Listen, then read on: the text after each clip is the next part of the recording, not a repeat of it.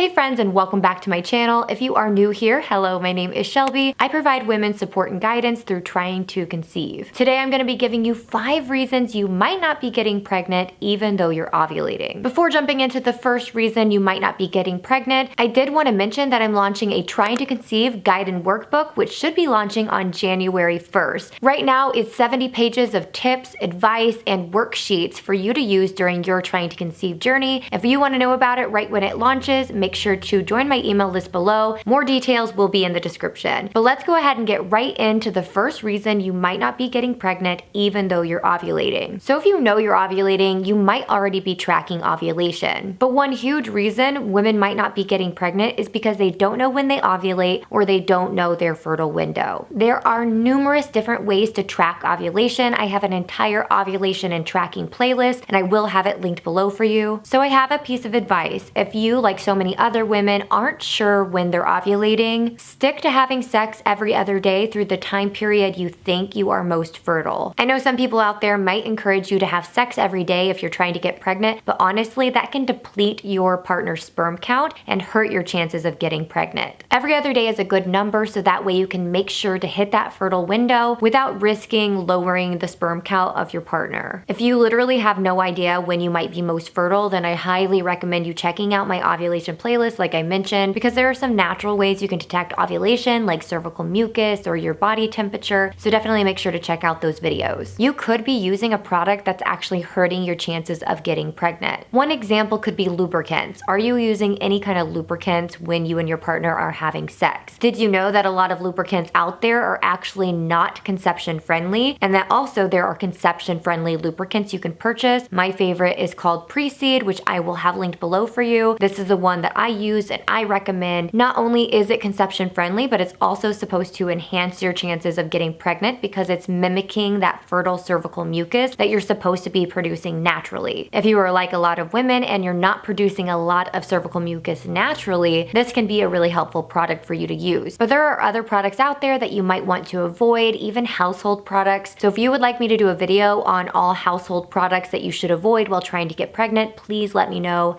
in the comments. Before we jump into number 3, if you are getting value from today's video, make sure to gently tap that like button down below. It might not be you. Per verywellfamily.com, 20 to 30% of infertile couples discover fertility factors on the man's side. So if you are struggling to get pregnant and it's been over 6 months, make sure both you and your partner get checked out by a doctor. There's this assumption that it's our bodies and our fault if something is going wrong, and that's not accurate. I'm not trying to point the finger at somebody else, but if you are struggling to get pregnant and you feel like you've done everything right and your doctor is telling you that everything is normal with your body, then it might be time for your partner to get checked out as well. We all know that age can be a factor of why you're not getting pregnant. This is something I almost didn't want to mention because I don't feel like women should feel pressured to get pregnant before they're ready. And even though I feel like it's totally unfair, there is something to it when it comes to age. If you are 35 and older and you're struggling to get pregnant, it might be time to talk to a doctor. Possible medical conditions, something like blocked fallopian tube or endometriosis, or maybe another underlying medical condition that is causing fertility issues. This is definitely not meant to scare you. I just want you to be aware that everything else could check out, but there might still be a medical reason that is causing you to have issues getting pregnant. If you have been trying to conceive for more than 6 months, it's time for you to start looking into these other items. How old are you? What is your partner's condition like? What products am I using? That's when you really start getting concerned with these questions. Now, switching out a lubricant, that is a very easy, simple thing to do, but you don't want to go to the doctor and have them run all of these tests if you have been trying for 1 month and haven't got pregnant, because that's completely normal for anybody. But if it has been more than 6 months and you're still having trouble, then maybe start looking into all of these things and speaking to your doctor. If anything, it might give you peace of mind, or it might solve the problem and help you on your journey of getting pregnant. Like I mentioned earlier, tracking ovulation is one of the most important parts of getting pregnant. So I'm going to have my ovulation and tracking playlist right here for you, and also linked below. I put out new Trying to Conceive content on a weekly basis, so if you're new here, make sure to subscribe below so you don't miss those videos.